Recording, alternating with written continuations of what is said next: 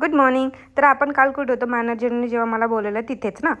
आणि माझ्या डोक्यात खूप काही चाललेलं की मी आता काय गडबड केली आहे. मग मी त्याला बोलले, सर माझी 2 मिनिटात मीटिंग आहे. तर तो बोलला, ठीक आहे मीच येतो तिथे, तू तिथेच थांब.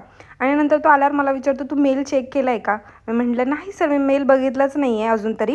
मग मला म्हणतो की ठीक आहे ओपन करू. मग मी ओपन वगैरे केलं आणि नंतर तिथे होतं की ओके, माझे जे पण मी आर्टिफिक्स बिझनेसला पाठवले होते ते व्यवस्थित आहेत, म्हणजे बॉट रन व्यवस्थित करतं आहे आणि सगळं व्यवस्थित आहे. तर माझा 1 बॉट साइन ऑफ व्हायला आला आहे असं त्यांना मला सांगायचं होतं. मी खूप खुश होते. आणि माझ्यापेक्षा तर माझा मॅनेजर खूप खुश होता, कारण की त्यांच्या लिस्टमधून एक बकेट लिस्टमधून जात होतं, तर ते पण खूप खुश होता.